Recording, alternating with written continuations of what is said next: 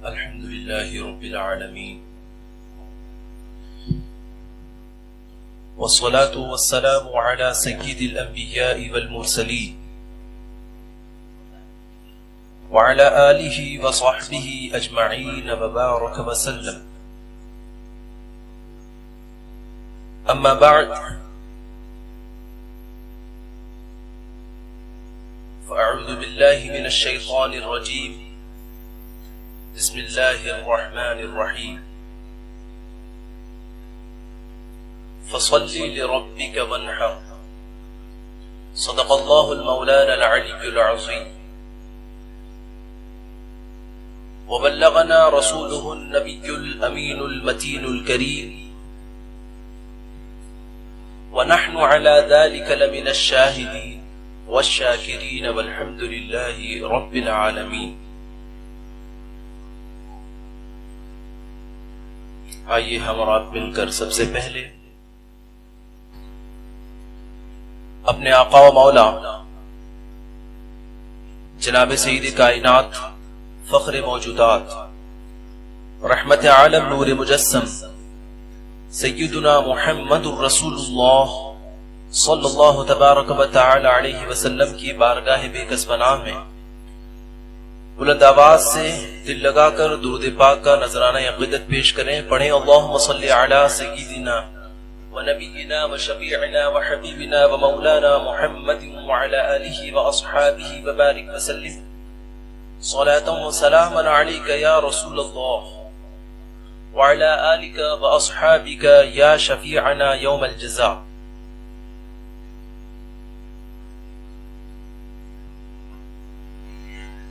عزیزان اہل سنت، جیسا کہ آپ سامعین یہ جانتے ہیں کہ گزشتہ اتوار سے جماعت رضائے مصطفیٰ کی جانب سے عوام اہل سنت کے لیے درس قانون شریعت کا یہ خاص اہتمام کیا گیا. تو الحمدللہ آج سے باقاعدہ طور پر اس مبارک کتاب قانون شریعت کی شروعات ہوتی ہے. اس میں آپ کو عقائد، مسائل اور اسی طرح کی بہت سی دینی باتیں معلوم ہوں گی. یہ مختصر سا درس ہوتا ہے 20 منٹ کا. امید ہے آپ حضرات اسے بغور سماعت فرمائیں گے اور اس پر عمل بھی کریں گے. اللہ تبارک و تعالی کی بارگاہ میں دعا ہے کہ اس پر ہمیں عمل کی توفیق بھی عطا فرمائے. عزیزان گرامی، جیسا کہ پچھلے درس میں قانون شریعت کے متعلق جو میں نے تمہیدی کلمات عرض کیے تھے، اس میں نے یہ بھی بتایا تھا کہ علم دین کی 4 قسمیں ہیں، اور اسی کے ضمن میں یہ بھی بتایا تھا کہ عبادت، ایک عبادت ہوتی ہے مالی عبادت اور ایک عبادت ہے بدنی عبادت. تو وہ عبادتیں جن کا تعلق انسان کے بدن سے ہے، یعنی جس عبادت کو کرنے میں انسان کو اپنا بدن استعمال کرنا ہوتا ہے، اسے بدنی عبادت کہتے ہیں. اور جس میں انسان کا، مسلمان کا مال لگتا ہے جس عبادت کو کرنے کے لیے، اسے مالی عبادت کہتے ہیں. تو عزیزان گرامی، یوں تو قانون شریعت اس کتاب کی شروعات عقائد سے ہے. شروع میں عقائد کا بیان ہے اور پھر اس کے بعد اعمال کا بیان ہے. اس لیے کہ اعمال کوئی بھی ہو، عبادت کسی طرح کی بھی ہو، وہ اسی وقت مقبول ہوگی جب عقیدہ درست ہوگا. جب عقائد ہمارے صحیح ہوں گے تو ہم جو بھی عبادت کریں گے رب اپنے فضل سے اسے قبول فرمائے گا. لیکن اگر عقائد درست نہیں ہیں تو پھر انسان جو بھی عبادت کر لے، جیسے بھی اعمال کر لے، اور جتنی بھی نمازیں پڑھے، جتنے روزے رکھے، جتنے اعمال کر لے، اگر عقائد درست نہیں ہیں تو ساری عبادتیں بیکار ہیں. تو اس لیے قانون شریعت کے مصنف نے عقائد کے بیان سے اس کتاب کی شروعات فرمائی. لیکن ہم یہاں پر درس قانون شریعت کی شروعات میں عقائد کے بیان کا ذکر نہیں کریں گے، بلکہ ہم چونکہ یہ ماحول قربانی کا ہے اور اس وقت عامہ مسلمین کو قربانی کے مسائل جاننے کی ضرورت ہے، کیونکہ جیسا موسم ہوتا ہے ویسی لوگوں کو ضرورت پیش آتی ہے. تو اسی ضرورت کے پیش نظر قربانی کے بیان سے شروعات کی گئی، اور تاکہ موقع کے لحاظ سے مسلمانان اہل سنت کو قربانی کے متعلق فضائل اور مسائل، قربانی کا طریقہ، یہ تمام چیزیں معلوم ہو سکیں. تو آج ہم انشاءاللہ تعالی قربانی کے بیان سے شروع کرتے ہیں، اور یہ ضروری ہے کہ ہم قربانی کے مسائل جانیں، اس لیے کہ ایسا نہیں ہے کہ ہم جانتے ہیں کہ ہم مسلمان ہیں، ہمارے اوپر قربانی واجب ہے، تو ہم بکرا لائے اور ذبح کر دیے، یا یہ کسی تنظیم کی جانب سے یا کسی مدرسے میں کہیں اجتماعی قربانی کا اہتمام ہو رہا ہے تو ایک حصے کا پیسہ دے دیے یا اپنی حصے کی قربانی کا پیسہ دے دیے اور بات ختم. صرف اتنے ہی پر پوری طرح کام نہیں ختم ہوتا، بلکہ ہر مسلمان کو قربانی کے مسائل بھی جاننا ضروری ہے کہ قربانی ہے کیا. ہم مسلمان ہیں تو یہ قربانی کس کے لیے ہے؟ یہ ہمارے لیے ہے، ہم پر واجب ہے. تو اس کے مسائل اگر مسلمان نہیں جانے گا تو کون جانے گا؟ اور اگر قربانی خود کر دیں یا یہ ہے کہ اپنے حصے کا روپیہ دے دیں اور قربانی کروا دیں تو قربانی تو ہو جائے گی، جو واجب ہے وہ تو ادا ہو جائے گا، لیکن اس کے متعلق جو مسائل ہیں جو ایک مسلمان کو جاننا چاہیے، اس علم سے، ان مسائل سے آپ محروم رہیں گے. صحابہ کرام رضی اللہ تعالی عنہم اجمعین، ان سے جب قربانی کا حکم نازل ہوا تو ظاہر ہے آپ صحابہ کرام میں قربانی کرتے تھے، لیکن صحابہ نے صرف اس پر اکتفا نہیں فرمایا، بلکہ جب قربانی کے متعلق سرکار بیان فرما رہے تھے تو صحابہ کرام نے حضور سے عرض کی. یہ حضرت زید بن ارقم رضی اللہ تعالی عنہ سے روایت ہے، وہ فرماتے ہیں کہ حضور سے عرض کی، یا رسول اللہ صلی اللہ تعالی علیہ وسلم، یہ قربانیاں کیا ہیں؟ تو یہ غور کی بات ہے کہ یہاں پر صحابہ پوچھیں قربانی کیا ہے. اب حضور اکرم صلی اللہ تعالی علیہ وسلم جواب میں ارشاد فرماتے ہیں، یہ قربانیاں تمہارے باپ ابراہیم علیہ الصلوۃ والسلام کی سنت ہے. لوگوں نے عرض کیا، یا رسول اللہ اس میں ہمارے لیے کیا ہے؟ تو فرمایا، ہر بال کے بدلے نیکی ہے. صحابہ نے عرض کیا، یا رسول اللہ اون والے جانور کا کیا حکم ہے؟ جیسے مینڈھا ہوتا ہے، دمبا ہوتا ہے جس میں اون ہوتے ہیں، زیادہ بال ہوتے ہیں. تو صحابہ نے اس کے متعلق پوچھا کہ اون والے جانوروں کا اس کا کیا معاملہ ہے؟ کیا اس میں بھی ہر بال کے بدلے، کیونکہ اس میں زیادہ بال ہوتے ہیں، تو کیا اس میں بھی ہر بال کے بدلے ایک ایک نیکی ملے گی؟ تو سرکار نے فرمایا، ہاں، اون کے ہر بال کے بدلے میں بھی نیکی ہے. تو یہاں پر میں یہ عرض کرنا چاہتا ہوں کہ صحابہ نے سرکار سے پوچھا کہ یہ قربانی کیا ہے، یہ نہیں کہ صرف قربانی پر اکتفا کیا، یعنی وہ جانا چاہا، انہوں نے جانا سرکار سے، تو سرکار نے ارشاد فرمایا. تو قربانی کیا ہے، اس کے مسائل کیا ہیں، کس پر واجب ہے، تو یہ تو ہر شخص کو جاننا ضروری ہے. ہر مسلمان کو، جب وہ نہیں جانے گا کہ کس پر واجب ہے، تو پھر وہ اپنے بارے میں کیسے جانے گا کہ مجھ پر واجب ہے یا نہیں؟ اس لیے یہ جاننا ضروری ہے۔ تو ہم قربانی کا بیان یہاں سے شروع کرتے ہیں۔ قربانی کا بیان شروع میں فرمایا قربانی یہ ایک مالی عبادت ہے جو غنی پر واجب ہے۔ جیسا کہ میں نے عرض کیا کہ کچھ عبادتیں ایسی ہوتی ہیں جو مالی عبادتیں ہوتی ہیں، کچھ عبادتیں بدنی عبادت ہوتی ہیں۔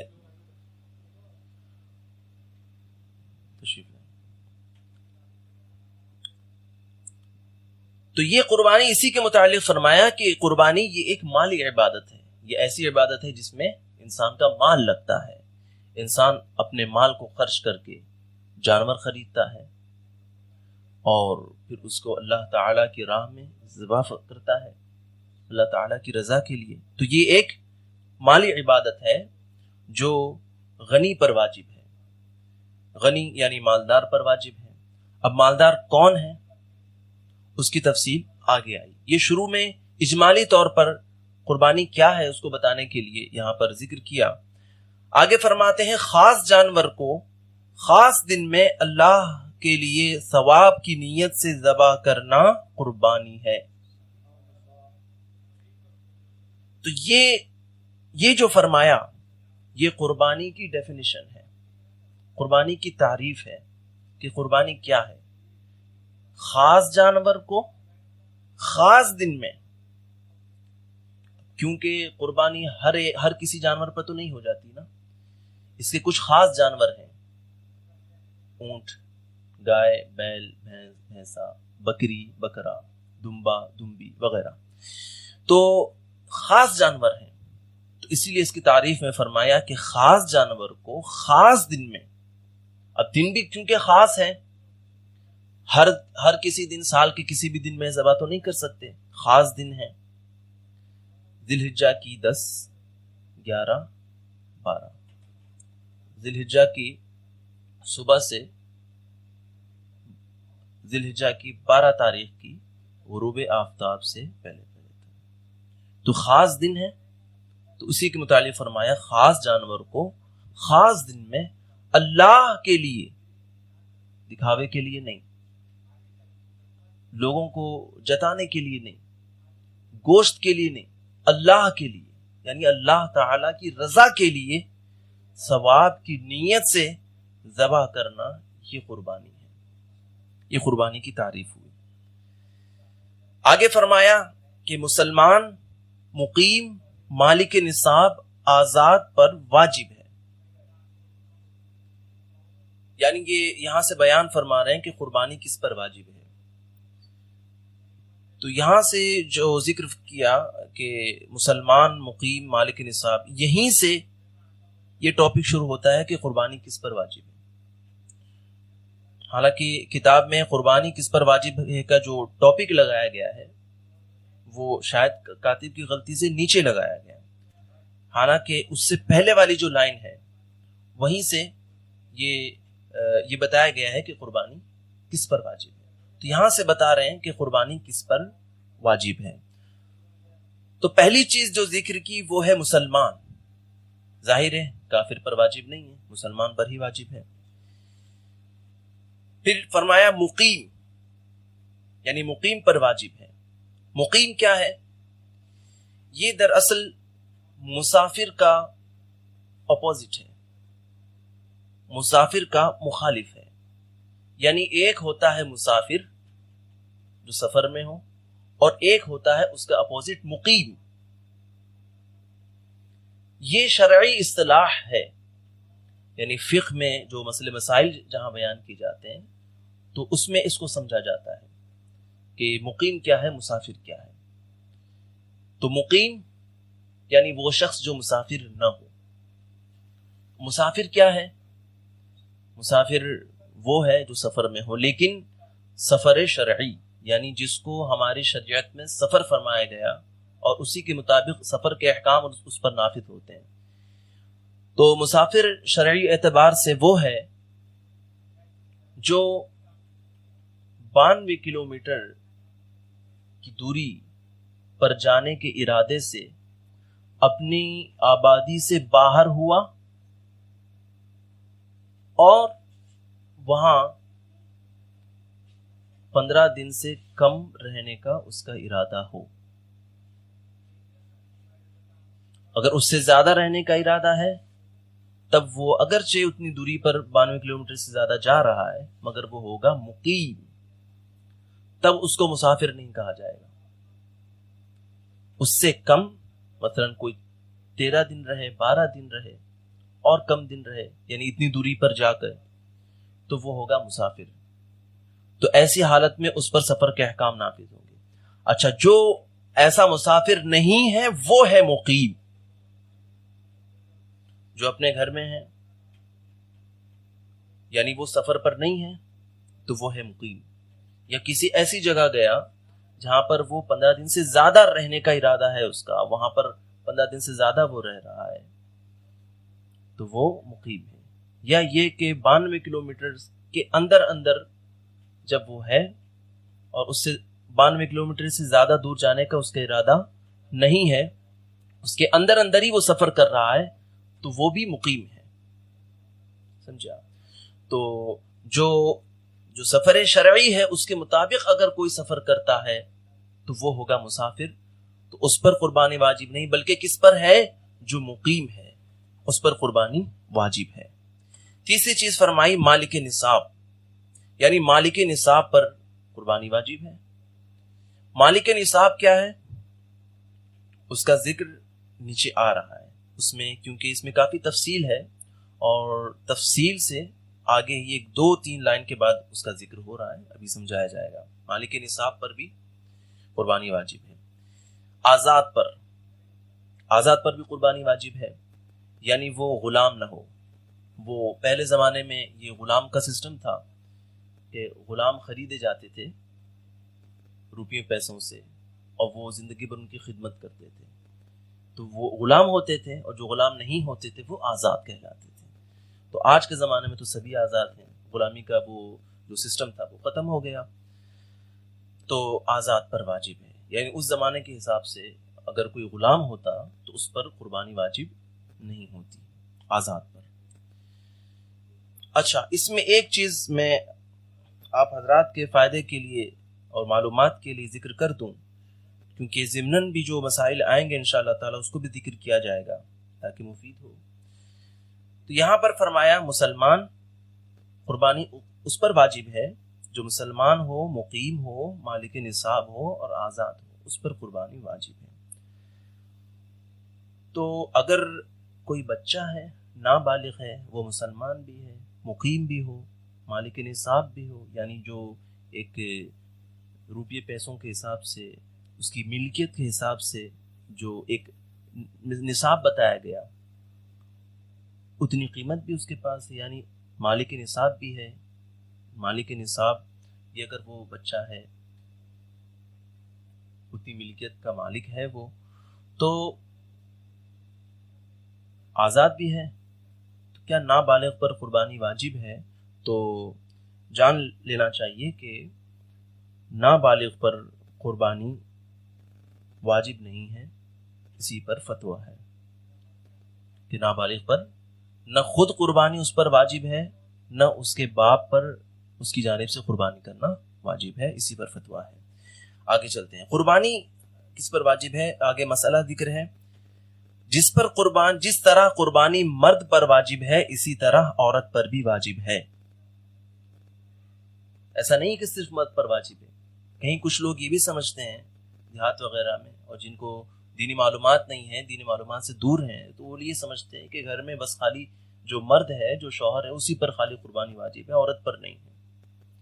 تو فرمایا کہ جس طرح مرد پر واجب ہے اسی طرح عورت پر بھی واجب ہے. اچھا، ہاں یہ ہو سکتا ہے کہ شوہر اپنی بیوی کی جانب سے قربانی کرے، لیکن اگر شوہر اپنی بیوی کی جانب سے قربانی کرنا چاہے تو اس کے لیے ضروری ہے کہ وہ اجازت لے لے. اسی طرح اپنی اولاد کی جانب سے بھی، نابالغ اولاد کی جانب سے بھی وہ قربانی کر سکتا ہے بہتر ہے کہ کر دے. نابالغ اولاد، بالغ اولاد کی جانب سے بھی اگر باپ قربانی کرنا چاہے تو ان کی اجازت لے کر سکتا ہے. مسئلہ، مسافر پر قربانی واجب نہیں. وہی جو میں نے ابھی ذکر کیا، کیونکہ قربانی جس پر واجب ہے ان میں ذکر کیا تھا اس پر واجب ہے جو مقیم ہو، تو ایٹومیٹکلی یہ معلوم ہو گیا کہ اس پر واجب نہیں ہے جو مسافر ہو. مسئلہ، مسافر پر قربانی واجب نہیں، لیکن اگر نفل کے طور پر کرے تو کر سکتا ہے. نعرہ تکبیر، نعرہ رسالت.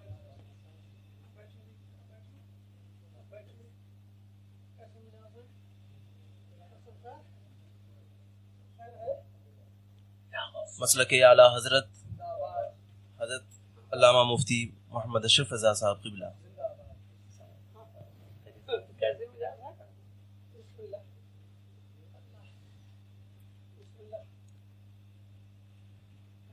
مسئلہ، مسافر پر قربانی واجب نہیں، کیونکہ جس پر قربانی واجب ہے اس کے بارے میں فرمایا کہ مقیم ہو، تو مقیم پر قربانی واجب ہے، یعنی مسافر پر قربانی واجب نہیں ہے. لیکن اگر مسافر بھی نفل کے طور پر کرے تو کر سکتا ہے. اگر مسافر اگر چاہے کہ قربانی کرے تو اچھا ہے، کر لے. تو یہ جو قربانی وہ کرے گا یہ نفل ہوگی اور اس پر ثواب ملے گا. وہی فرمایا کہ لیکن اگر نفل کے طور پر کرے تو کر سکتا ہے، ثواب پائے گا. مسئلہ، مالک نصاب ہونے سے مراد اتنا مال ہوتا ہے جتنا مال ہونے سے صدقہ فطر واجب ہوتا ہے. یعنی یہ یہاں پر یہ بتایا کہ یہاں جو مالک نصاب مراد ہے وہ مالک نصاب ہے جو صدقہ فطر کے نصاب کا مالک ہو. دیکھیے، ایک نصاب ہے زکوٰۃ کا اور ایک نصاب ہے یہ صدقہ فطر کا. جو صدقہ فطر کا نصاب ہے وہی قربانی کا بھی نصاب ہے. زکوٰۃ میں یہ ضروری ہے کہ جو نصاب بتایا گیا اس پر حولان حول ہو، یعنی 1 سال گزر جائے اتنے نصاب پر. لیکن صدقہ فطر کے لیے سال گزرنا ضروری نہیں ہے. جتنی ملکیت بتائی اتنی ملکیت کا اگر مالک ہے، اتنے نصاب کا اگر مالک ہے تو اس پر صدقہ فطر واجب ہو جاتا ہے. اسی طرح قربانی بھی واجب ہو جاتی ہے. قربانی کے بھی واجب ہونے کے لیے نصاب کی جو مقدار ہے اتنے مال پر سال گزرنا ضروری نہیں ہے. آگے فرمایا یعنی حاجت اصلیہ کے علاوہ 200 درہم بریکٹ میں لکھا 52.5 تولہ چاندی یا 20 دینار بریکٹ میں 7.5 تولہ سونا کا مالک ہو. یعنی اتنی ملکیت کا جو شخص مالک ہے، 52.5 تولے چاندی کا مالک ہے یا 7.5 تولے سونے کا مالک ہے، تب بھی وہ مالک نصاب ہے اور اس پر قربانی واجب ہے اگرچہ سال نہ گزرا ہو اس نصاب پر. ابھی آگے اس کی اور تفصیل آئے گی. مسئلہ، جو شخص 200 درہم یا 20 دینار کا مالک ہو یا حاجت کے سوا کسی ایسی چیز کا مالک ہو جس کی قیمت 200 درہم ہو تو وہ غنی ہے، اس پر قربانی واجب ہے. اس کو پھر ہم اوپر سے دیکھ لیتے ہیں. فرمایا جو شخص 200 درہم یا 20 دینار کا مالک ہو، یعنی وہی جو اوپر بریکٹ میں ذکر کیا تھا، 200 درہم یعنی 52.5 تولے چاندی کا مالک ہو، یا 20 دینار کا مالک ہو یعنی 7.5 تولے کا مالک ہو، 7.5 تولے سونے کا مالک ہو، یا حاجت کے سوا کسی ایسی چیز کا مالک ہو جس کی قیمت 200 درہم ہو تو وہ غنی ہے. یعنی یہ فرمانا چاہتے ہیں کہ جو چیزیں انسان کی حاجت میں ہوتی ہیں، یعنی وہ گھر جس میں وہ رہ رہا ہے، اسی طرح گھر کے ساز و سامان جس کو وہ استعمال کر رہا ہے، اسی طرح سواری جس کو وہ استعمال کر رہا ہے، تو جو استعمال کی حاجت کی چیزیں ہیں، ان حاجت کی چیزوں کے علاوہ کسی ایسی چیز کا مالک ہو جس کی قیمت 200 درہم تک پہنچتی ہو. 200 درہم یعنی 52.5 تولے چاندی کی جو قیمت ہے، اس قیمت کو اگر کوئی ایسی چیز ہے کہ جس کی ملکیت، جس کی قیمت 52.5 تولے چاندی کی قیمت کے برابر ہوتی ہے، تو اس پر قربانی واجب ہے. مثلا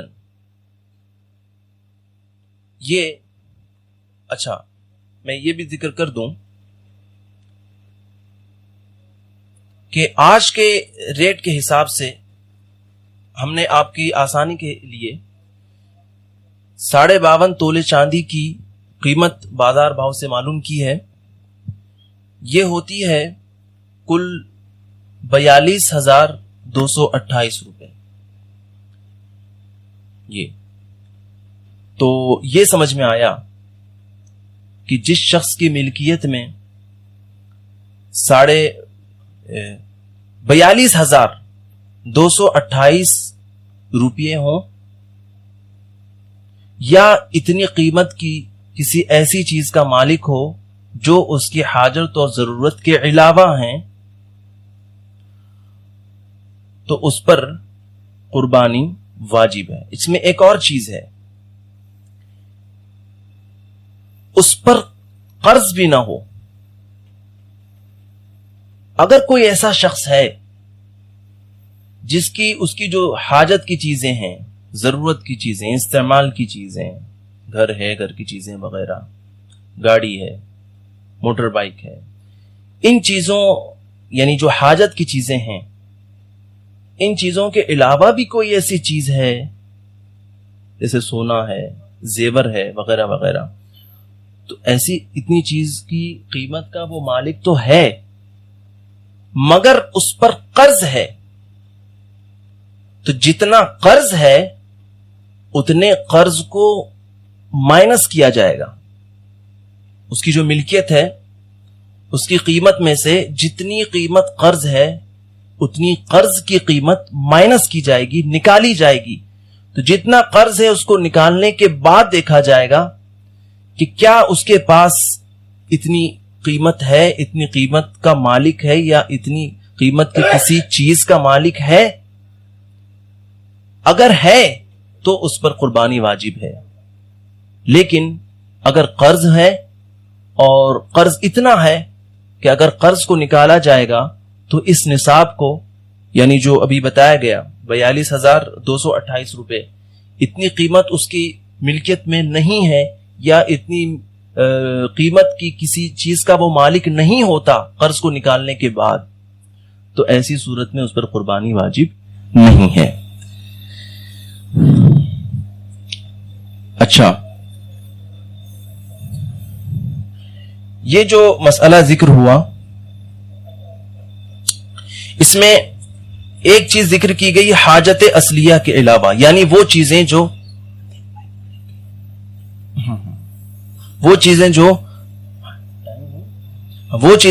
حاجت میں ہیں تو ان کو شامل نہیں کیا جائے گا. تو حاجت کی جو چیزیں ہیں اس میں میں نے جیسے ذکر کیا، رہنے کا مکان ہے، گھر میں استعمال ہونے والے ساز و سامان ہیں، سواری کا جانور، یعنی آج کے زمانے میں سواری جو بھی ہے، بائک ہے، 4 ویلر ہے، یہ بھی استعمال کی چیزیں ہیں، اس کی قیمت بھی نہیں دیکھی جائے گی، اس کی قیمت بھی نہیں جوڑی جائے گی.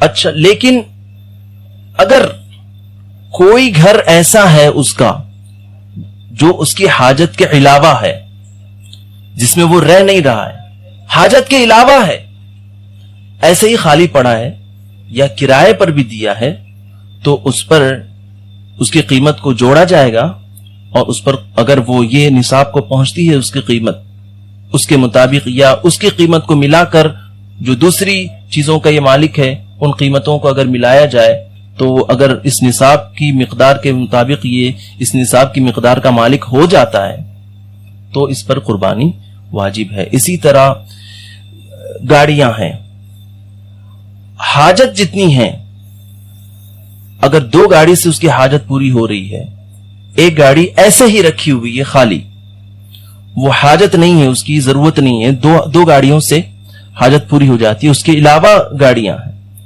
تو ان کی قیمت بھی شامل کی جائے گی، وہ حاجت کے علاوہ ہوں گی۔ اسی طرح آپ قیاس کر لیں، جو بھی چیز حاجت کے علاوہ ہو تو ان پر قربانی دیکھا جائے گا، اس کی قیمت اور شامل کیا جائے گا نصاب میں، اس کی ملکیت میں، اور پھر اس پر قربانی اس کے مطابق واجب ہوگی۔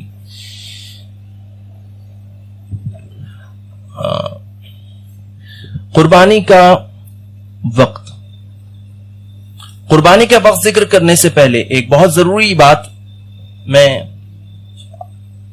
آپ حضرات کی گوش گزار کروں گا کہ یہاں پر یہ وہ چیزیں بتائی کہ کن پر قربانی واجب ہے، تو بتایا کہ مسلمان ہو، مقیم ہو، مالک نصاب ہو، آزاد ہو، مرد ہو یا عورت ہو، اس پر قربانی واجب ہے۔ لیکن دیکھا یہ جاتا ہے، بتایا جاتا ہے کہ کہیں کہیں ایسا ہوتا ہے کہ دیہات وغیرہ میں بھی ایسا ہوتا ہے کہ گھر کا کوئی ایک شخص،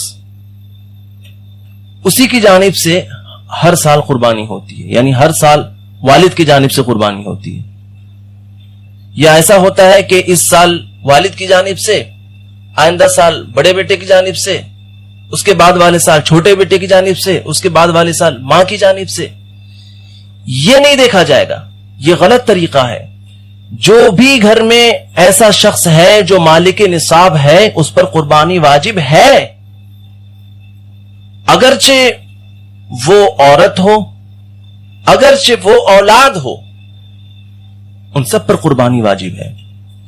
یہ بھی ہوتا ہے بمبئی وغیرہ میں بھی گھروں میں کہ گھر میں ایک بکرا لایا جاتا ہے، باپ کی جانب سے اس کو قربان کر دیا جاتا ہے، حالانکہ عورت پر بھی واجب ہوتی ہے، کسی اولاد پر بھی واجب ہوتی ہے۔ تو اس طرح سے کسی ایک کی جانب سے قربانی جس کی جانب سے کی تو اسی کی جانب سے ہوئی، باقی جو لوگ ہیں ان کی قربانیاں تو رہ گئی۔ آپ یہ کر سکتے ہیں، اگر بکرے پر قربانی کرنا ہے، ایک بکرا لانا ہے، اگر خواہش ہے تو بہت اچھی بات ہے، ایک بکرا لا کر کسی ایک کی جانب سے قربان کر دیجئے، اور اس کے علاوہ جو لوگ مالک نصاب ہیں جن پر قربانی واجب ہے ان کے لیے آپ بڑے جانور میں حصہ دے دیجئے، 7ویں حصے کے مطابق آپ حصہ دے دیجئے، اس طرح قربانی کروا لیجئے۔ لیکن جن پر قربانی واجب ہے ان کی قربانیاں ادا کریں، اور جو شخص کہ اس پر قربانی واجب ہو اور وہ قربانی نہیں کرے تو اس کے متعلق سرکار دو عالم صلی اللہ تعالی علیہ وسلم نے فرمایا کہ جس میں وسعت ہو، یعنی جس پر قربانی واجب ہو، اور وہ قربانی نہ کرے تو سرکار نے فرمایا کہ وہ ہماری عیدگاہ کے قریب نہ آئے، یعنی سرکار نے اتنی ناراضی ظاہر فرمائی کہ وہ ہمارے عیدگاہ کے بھی قریب نہ آئے جو قربانی واجب ہونے کے باوجود قربانی چھوڑتا ہے۔ تو یہ کس قدر جو ہے سخت وعید ہے، اس کا ہمیں اندازہ لگانا ہوگا۔ اللہ تبارک و تعالی کی بارگاہ میں دعا ہے کہ ہم نے جو کچھ کہا سنا اس پر عمل کی توفیق عطا فرمائے۔ انشاءاللہ تعالی قربانی کے جو اور مسائل ہیں یہ آئندہ اتوار کو پوری طرح بیان ہو جائیں گے۔ وما علینا الا البلاغ وآخر دعوانا ان الحمدللہ رب العالمین۔ ایک اور ضروری پیغام آپ حضرات تک پہنچانا تھا کہ آپ حضرات قربانیاں کریں، خود کریں تو بہت اچھی بات ہے، لیکن اگر آپ کہیں حصہ دینا چاہتے ہیں تو کسی ایسی جگہ دیں، کسی ایسے مدرسے میں یا کسی ایسی تنظیم کو دیں کہ صحیح طریقے پر جہاں پر قربانیاں ہوتی ہوں، اور بہتر ہوگا کہ جماعت رضائے مصطفیٰ کو آپ حضرات اپنی قربانیوں کے حصے دیں. جماعت رضائے مصطفیٰ کے جو ممبران ہیں ان سے رابطہ کریں، اس لیے کہ الحمدللہ جیسا کہ معلوم ہوا کہ باقاعدہ طور پر صحیح طریقے سے یہاں قربانیاں ہوتی ہیں جو جماعت رضائے مصطفیٰ کی جانب سے ہوتی ہے. تو اس کی کیا قیمت ہے، کن سے رابطہ کرنا ہے، وہ آپ حضرات کو اسی چینل پر آپ حضرات کو معلومات ہو جائے گی. میسج اور ایمیج وغیرہ آپ دیکھیں گے تو گزارش